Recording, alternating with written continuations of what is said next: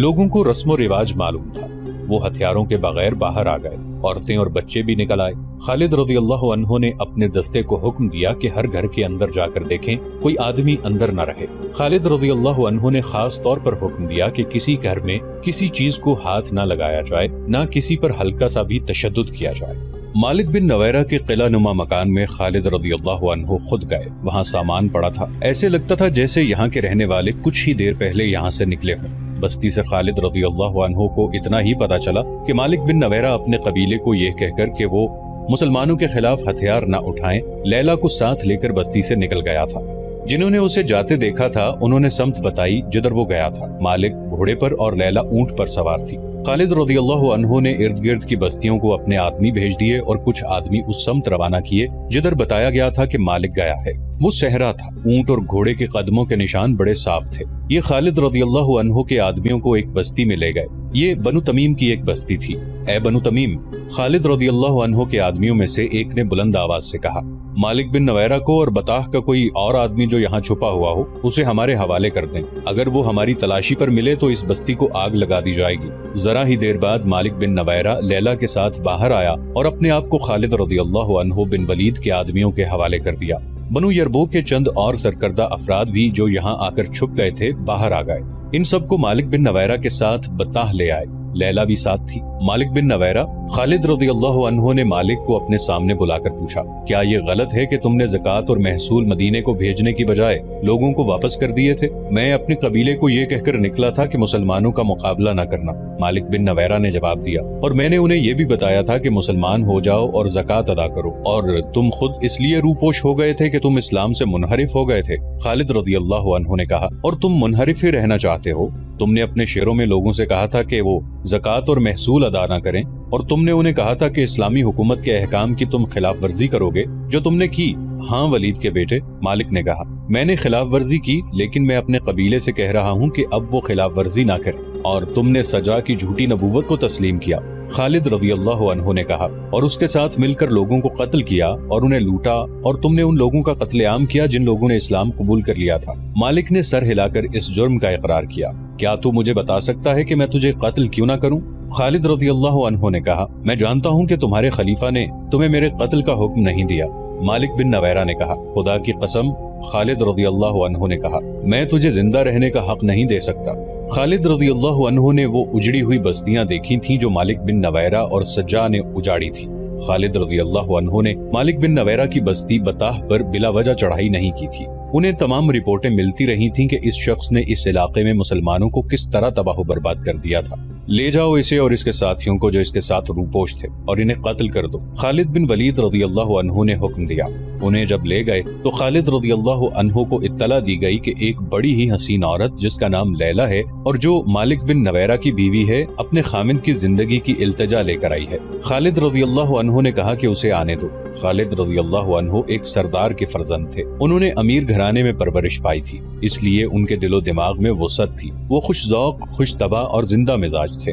लैला जब उनके सामने आई तो खालिद रज़ियल्लाहु अन्हु ने पूछा, क्या तू अपने खामिद को मौत से बचाने आई है? इसके सिवा मेरा और मकसद हो ही क्या सकता है? लैला ने कहा, अगर तू उस वक्त इसे उन जराइम से रोक देती जब वो समझता था कि हर बस्ती पर उसकी हुक्मरानी है, तो आज तू बेवा ना होती। खालिद रज़ियल्लाहु अन्हु ने कहा, क्या उसने तुझे बताया नहीं था कि उसकी तलवार ने कितनी औरतों को बेवा किया है? उसे मालूम नहीं था कि उसकी जिंदगी में एक दिन इंसाफ का भी आएगा। मैं उसका हाथ नहीं रोक सकी। लैला ने कहा, और तू मेरा हाथ भी नहीं रोक सकती। खालिद रज़ियल्लाहु अन्हु ने कहा, ये मेरा नहीं, मेरे अल्लाह का हुक्म है। खालिद रज़ियल्लाहु अन्हु ने लैला की इल्तिजा कबूल न की। लैला अभी खालिद रज़ियल्लाहु अन्हु के पास ही थी कि इत्तला आई कि मालिक बिन नवैरा और उसके साथियों को कत्ल कर दिया गया है। फिर एक ऐसा वाकया हुआ जिसने खालिद रज़ियल्लाहु अन्हु के दस्तों में और मदीना में हलचल मचा दी। हुआ यूं कि बताह में ही खालिद रज़ियल्लाहु अन्हु ने लैला के साथ शादी कर ली। अंसारे मदीना इस शादी पर बहुत बरहम हुए। अबू क़तादा अंसारी रज़ियल्लाहु अन्हु ने कसम खाई कि वो आइंदा खालिद रज़ियल्लाहु अन्हु की क़यादत में कभी किसी लड़ाई में शरीक नहीं होंगे। एतराज करने वाले ये कहते थे कि खालिद रज़ियल्लाहु अन्हु ने लैला की खूबसूरती से मुतासिर होकर उसके खामिद मालिक बिन नवैरा को कत्ल किया है कि लैला के साथ खुद शादी कर लें। लेकिन खालिद रज़ियल्लाहु अन्हु वो शख्सियत थी जिसने बिस्तर मर्ग पर कहा था कि मेरे जिस्म पर कोई जगह ऐसी है जिस पर जिहाद का जख्म ना आया हो। ان کا کردار اتنا کمزور نہیں ہو سکتا تھا کہ وہ ایک عورت کی خاطر اپنے رتبے کا ناجائز فائدہ اٹھاتے۔ خالد رضی اللہ عنہ کے حق میں بات کرنے والوں نے کہا ہے کہ خالد رضی اللہ عنہ نے مالک بن نویرہ اور اس کے ساتھیوں کو قید میں ڈال دیا تھا اور انہیں مدینہ بھیجنا تھا۔ رات بہت سرد تھی۔ خالد رضی اللہ عنہ کو خیال آیا کہ قیدی سردی سے ٹھٹر رہے ہوں گے۔ انہوں نے حکم دیا قیدیوں کو گرمی سے بچاؤ۔ عربی میں کہا کہ دافعوا اسراکم، یعنی قیدیوں کو گرمی سے بچاؤ۔ کنانہ کی زبان میں مدافع کا لفظ قتل کے معنوں میں استعمال ہوتا ہے۔ بدقسمتی سے یہ قیدی جن آدمیوں کے پہرے میں تھے وہ کنانہ کے رہنے والے تھے۔ انہیں یہ بھی معلوم تھا کہ مالک بن نویرہ اور اس کے ساتھیوں کے جرائم کتنے سنگین ہیں، چنانچہ انہوں نے گرمی بچاؤ کو قتل کے معنوں میں لیا اور مالک اور اس کے ساتھیوں کو قتل کر دیا۔ خالد رضی اللہ عنہ کو پتہ چلا تو انہوں نے کہا اللہ جو کام کرنا چاہتا ہے وہ ہو کے رہتا ہے۔ ان دو کے علاوہ اور بھی روایات مختلف تاریخوں میں آئی ہیں جو ایک دوسرے کی تردید کرتی ہیں۔ ان میں بعض خالد رضی اللہ عنہ کے حق میں جاتی ہیں، بعض خلاف۔ مخالفانہ روایات کے مصنفوں کے مذہبی فرقوں کو دیکھو تو صاف پتہ چلتا ہے کہ ان کے ایک ایک لفظ میں تعصب بھرا ہوا ہے اور وہ خالد رضی اللہ عنہ بن ولید کو رسوا کر رہے ہیں۔ تاریخ میں متضاد کہانیاں ملتی ہیں، لیکن کسی بھی مورخ نے یہ نہیں لکھا ہے کہ اس شادی پر لیلہ کا کیا رد عمل تھا۔ کیا لیلہ نے خالد رضی اللہ عنہ کو مجبور ہو کر قبول کیا تھا، یا وہ خوش تھی کہ ایک عظیم سپہ سالار کی بیوی بن گئی ہے جس کی فتوحات کے چرچے سرزمین عرب کے گوشے گوشے تک پہنچ چکے ہیں۔ اس وقت کے جنگی رواج کے مطابق لیلہ مال غنیمت تھی۔ خالد رضی اللہ عنہ اسے لونڈی بنا کر اپنے پاس رکھ سکتے تھے۔ تاریخ میں ایسا اشارہ ملتا ہے جو خالد رضی اللہ عنہ کے حق میں جاتا ہے۔ وہ یوں ہے کہ خالد رضی اللہ عنہ نے اسے کسی کی یا اپنی لونڈی بنانے سے بچا لیا تھا۔ وہ اتنی حسین تھی کہ شہزادی لگتی تھی۔ خالد رضی اللہ عنہ جانتے تھے کہ لونڈیوں کی زندگیاں کیا ہوتی ہیں۔ خالد رضی اللہ عنہ نے یہ بھی دیکھ لیا تھا کہ لیلہ جتنی خوبصورت ہے اتنی ہی ذہین اور دانا ہے۔ انہوں نے اس عورت کی صلاحیتوں کو تباہی سے بچا لیا تھا۔ یہ خبر مدینہ بھی پہنچ گئی کہ خالد رضی اللہ عنہ نے مالک بن نویرہ کو قتل کر کے اس کی بیوی کے ساتھ شادی کر لی ہے۔ خبر پہنچی بھی سیدھی خلیفۃ المسلمین ابو بکر رضی اللہ عنہ کے پاس، اور خبر پہنچانے والے ابو قتادہ انصاری رضی اللہ عنہ تھے جو اس شادی پر ناراض ہو کر مدینہ چلے گئے تھے۔ ابو بکر رضی اللہ عنہ نے اس خبر کو زیادہ اہمیت نہ دی۔ انہوں نے کہا کہ خالد رضی اللہ عنہ کو رسول اللہ صلی اللہ علیہ وآلہ وسلم نے سیف اللہ کا خطاب دیا تھا، ان کے خلاف وہ کوئی کارروائی نہیں کریں گے۔ خالد رضی اللہ عنہ نے کسی زندہ آدمی کی بیوی کو ورغلا کر اپنی بیوی نہیں بنایا۔ ابو قتادہ انصاری خلیفۃ المسلمین رضی اللہ عنہ کے جواب سے مطمئن نہ ہوئے۔ وہ عمر رضی اللہ عنہ کے پاس چلے گئے اور انہیں ایسے انداز سے لیلہ کی خالد رضی اللہ عنہ کے ساتھ شادی کی خبر سنائی جیسے خالد رضی اللہ عنہ عیاش انسان ہوں اور ان کی عیش پرستی ان کے فرائض پر اثر انداز ہو رہی ہو۔ عمر رضی اللہ عنہ غصے میں آ گئے اور ابو قتادہ رضی اللہ عنہ کو ساتھ لے کر ابو بکر رضی اللہ عنہ کے پاس پہنچے۔ خلیفۃ المسلمین عمر رضی اللہ عنہ نے ابو بکر رضی اللہ عنہ سے کہا خالد کا جرم معمولی نہیں، وہ کیسے ثابت کر سکتا ہے کہ بنو یربو کے سردار مالک بن نویرہ کا قتل جائز تھا؟ مگر تم چاہتے کیا ہو عمر؟ ابو بکر رضی اللہ عنہ نے پوچھا۔ خالد کی معزولی، عمر رضی اللہ عنہ نے کہا۔ صرف معزولی نہیں، خالد کو گرفتار کر کے یہاں لایا جائے اور اسے سزا دی جائے۔ عمر ابو بکر رضی اللہ عنہ نے کہا میں اتنا مان لیتا ہوں کہ خالد سے غلطی ہوئی ہے، لیکن یہ غلطی اتنی سنگین نہیں کہ اسے معزول بھی کیا جائے اور سزا بھی دی جائے۔ عمر رضی اللہ عنہ ابو بکر رضی اللہ عنہ کے پیچھے پڑے رہے۔ دراصل عمر رضی اللہ عنہ انتہا درجے کے انصاف پسند اور ڈسپلن کی پابندی میں بہت سخت تھے۔ وہ نہیں چاہتے تھے کہ سالاروں میں کوئی غلط حرکت رواج پا جائے۔ نہیں عمر، ابو بکر رضی اللہ عنہ نے کہا میں اس شمشیر کو نیام میں نہیں ڈال سکتا جسے اللہ نے کافروں پر مسلط کیا ہو۔ عمر رضی اللہ عنہ مطمئن نہ ہوئے۔ ابو بکر رضی اللہ عنہ عمر رضی اللہ عنہ کو بھی ناراض نہیں کرنا چاہتے تھے۔ انہوں نے خالد رضی اللہ عنہ کو مدینہ بلوا لیا۔ خالد رضی اللہ عنہ بڑی ہی مسافت طے کر کے بہت دنوں بعد مدینہ پہنچے اور سب سے پہلے مسجد نبوی صلی اللہ علیہ وآلہ وسلم میں گئے۔ انہوں نے اپنے امامے میں ایک تیر اڑس رکھا تھا۔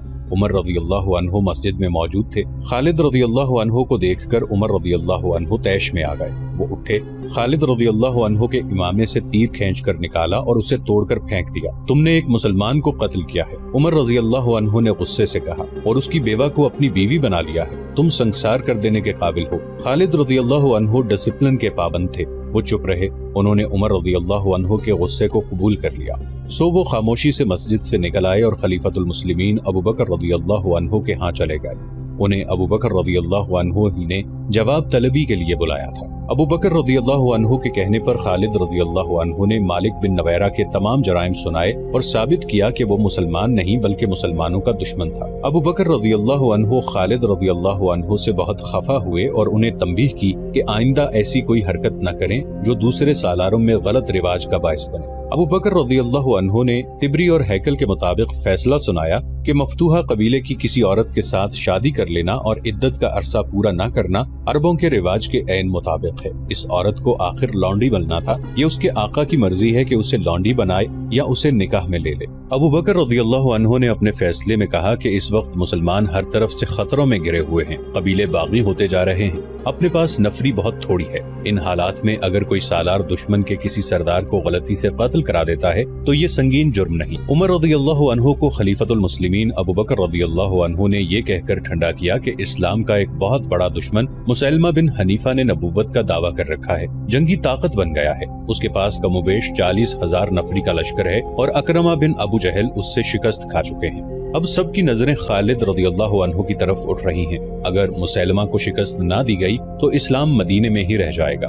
اس کامیابی کے لیے صرف خالد رضی اللہ عنہ موزوں ہیں۔ عمر رضی اللہ عنہ خاموش رہے، انہیں بھی ان خطروں کا احساس تھا۔ ابو بکر رضی اللہ عنہ نے خالد رضی اللہ عنہ کو حکم دیا تھا کہ فوراً بطاح جائیں اور وہاں سے یمامہ پر چڑھائی کر کے اس فتنے کو ختم کر دیں۔ خالد رضی اللہ عنہ ایک بہت ہی بڑی خطرناک جنگ لڑنے کے لیے روانہ ہو گئے۔ دسمبر 632 عیسوی شوال 11 ہجری کے تیسرے ہفتے میں خالد رضی اللہ عنہ بن ولید نے 13,000 مجاہدین سے مرتدین کے 40,000 سے زائد لشکر کے خلاف یمامہ کے مقام پر وہ جنگ لڑی جسے اسلام کی پہلی خونریز جنگ کہا جاتا ہے۔ اس جنگ کا آخری مارکہ ایک وسیع باغ حدیقۃ الرحمن میں لڑا گیا تھا۔ وہاں دونوں طرف اس قدر جانی نقصان ہوا تھا کہ حدیقۃ الرحمن کو لوگ حدیقۃ الموت یعنی موت کا باغ کہنے لگے۔ آج تک اسے حدیقۃ الموت کہا جاتا ہے۔ اس وقت خالد رضی اللہ عنہ مدینہ میں تھے۔ انہیں خلیفۃ المسلمین ابو بکر رضی اللہ عنہ نے عمر رضی اللہ عنہ کی اس شکایت پر جواب طلبی کے لیے مدینہ بلایا تھا کہ انہوں نے مالک بن نویرہ کو قتل کرا کے اس کی بیوی لیلہ کے ساتھ شادی کر لی تھی۔